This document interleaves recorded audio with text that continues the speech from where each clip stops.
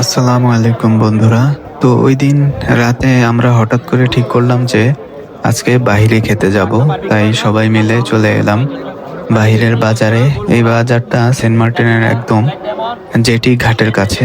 এখানে সাধারণত পর্যটকেরা ফ্রেশ মাছ কিনে রান্না করে খায়। আমরাও ফ্রেশ মাছ খুঁজছিলাম। সবাই মিলে বিভিন্ন দোকানে ঘুরে ঘুরে মাছের দাম জিজ্ঞাসা করছিলাম।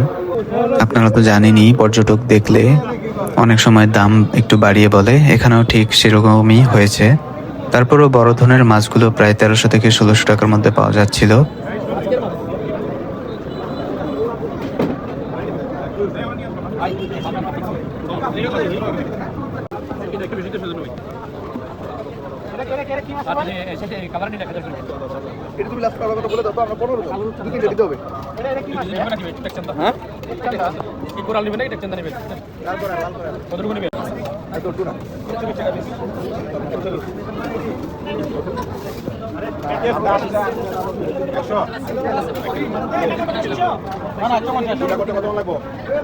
অনেক খোঁজাখুঁজির পরে আমরা একটু পাশে নীল স্বর্গ ইকো রিসোর্টের কাছাকাছি একটি দোকানে ভালো একটা মাছ পেয়ে গেলাম। তারপর সেই মাছটা আমরা প্রসেসিং করার জন্য দিয়ে দিলাম। এখানে বেশ ভালো আয়োজন আছে, অনেকগুলো দোকান আর রিসোর্ট পাশাপাশি, যেমন প্রসাদ Paradise, Neel Swarga Eco Resort, Iceland, Pleasure Beach House, Wisdom Cottage, এভাবে অনেক জায়গা।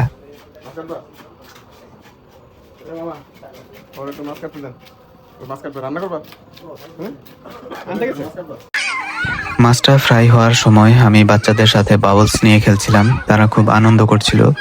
এদিকে আমাদের মাছ রান্না হচ্ছিল। কিছুক্ষণ পরে অবশ্য আমরা খেতে বসলাম।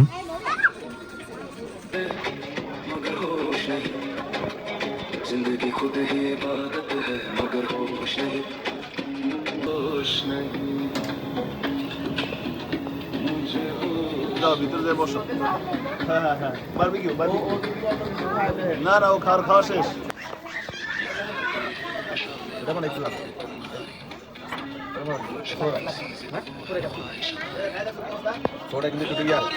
তখন আমাদের সবারই খুব ক্ষুধা লেগে গিয়েছিল, আর সত্যি বলতে রান্নাটাও বেশ ভালো হয়েছিল। মশলাটা একদম মনে হচ্ছিল মাছের ভেতর পর্যন্ত ঢুকে গেছে। খাওয়া শেষ করে আমরা বিচের পাশ দিয়ে হাঁটতে হাঁটতে আমাদের রিসোর্টে ফেরার প্ল্যান করলাম। আমরা আসলে নর্থ বিচ বা উত্তর বিচের দিক দিয়ে হাঁটছিলাম। সন্ধ্যার সময় এই বিচে হাঁটতে বেশ ভালো লাগে। পরের দিন সকালে আবার একটু ঘোরাঘুরি করার পরিকল্পনা ছিল, তাই সকালে উঠে আমরা রেডি হয়ে বের হয়ে গেলাম।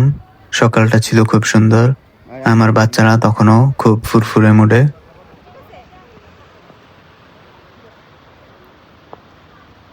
সবাই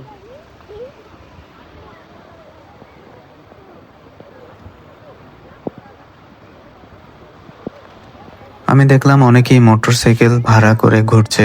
আমিও ভাবলাম একটু ঘুরে দেখি। মনে হয় 400 টাকা, হয়তো 500 টাকা, ঠিক মনে নেই। আমি একটা বাইক ভাড়া করলাম 1 ঘন্টার জন্য।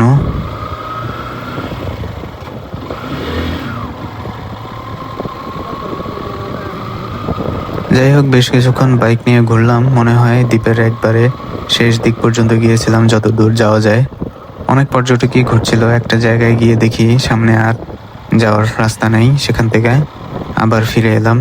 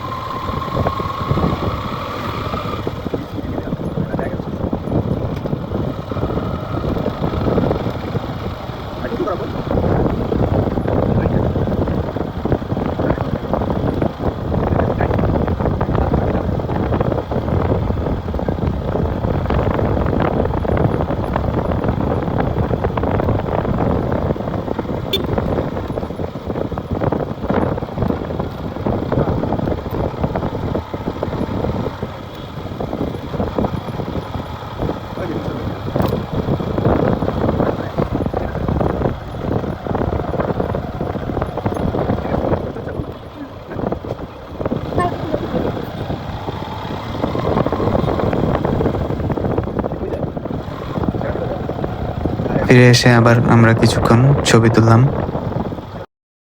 এই যে আমরা এসে পড়েছি, আমরা বাইক ছেড়ে এখন ঘুরতেছি। আমার মডেল, শিশু মডেল। বেবি তোমার নাম বলো। আমি তোমার নাম? তারপর আবার উত্তর বিচের দিকে চলে এলাম। কিন্তু আমার ঘরের উপরে এই উত্তর বিচ মানে যেখানে জাহাজে নামে, সেই জায়গাটার পানিটা বেশ পরিষ্কার, দেখতে খুব সুন্দর লাগে। অন্য সাইটগুলোর তুলনায় এখানে পানির রঙও পরিষ্কার, একটু বিদেশি ফিলিং আছে বলতে পারেন। আমরা বেশ কিছুক্ষণ এখানে ঘুরলাম।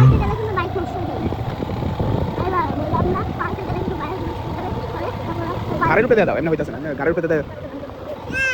খাবার খান কি?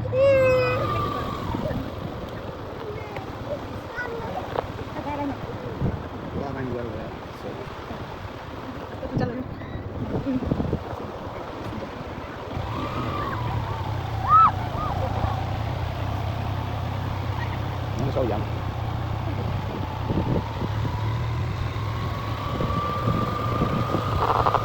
ভাইয়া একটা গান শোনাই।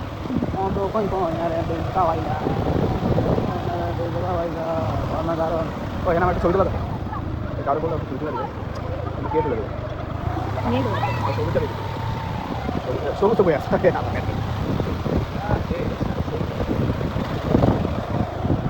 চালা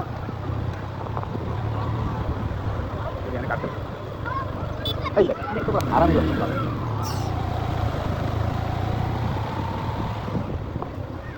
আমার বন্ধু বান্ধবরাও ঘুরছিল, আমি সবার ছবি তুললাম।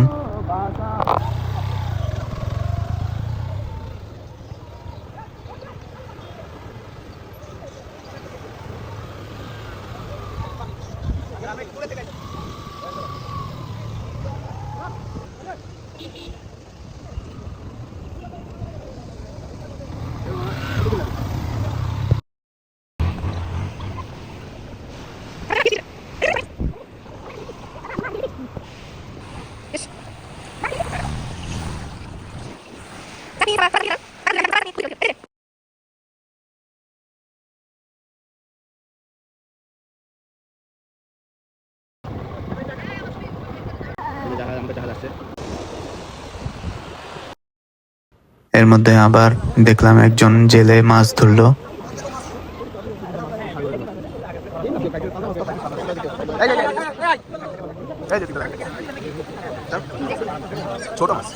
বিকেলে একটু ঘুমালাম, খাওয়া দাওয়া করলাম, তারপর আবার একটু চিল করার জন্য বের হলাম। সন্ধ্যার দিকে আমরা কিছু স্ন্যাক্স খেলাম। বিচের পাশে একটা টং দোকান ছিল, সেখানে বসে আড্ডা দিলাম, একটু নাচ টাচও হলো।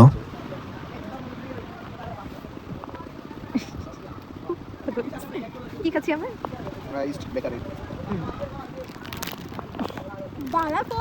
তারপর সেই রাতে আমাদের জামান ভাই আমাদেরকে একটা রেস্টুরেন্টে ট্রিট দিলেন।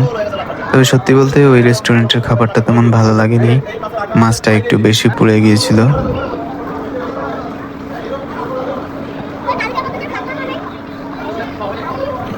পরের দিন সকালে আবার একটু ঘুরতে বের হলাম, হয়তো এটাই ছিল আমাদের শেষ দিন।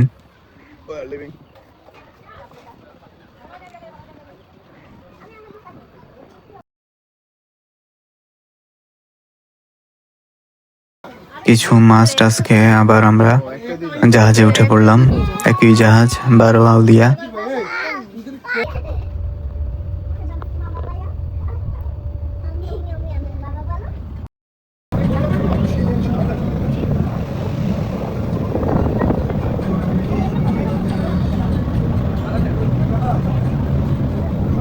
জাহাজে বসে সূর্যাস্ত দেখছিলাম আর মনে মনে ভাবছিলাম আর কখনো এখানে আসা হবে কিনা, নাকি এটাই শেষ দেখা, কারণ জীবনের তো কোনো নিশ্চয়তা নেই।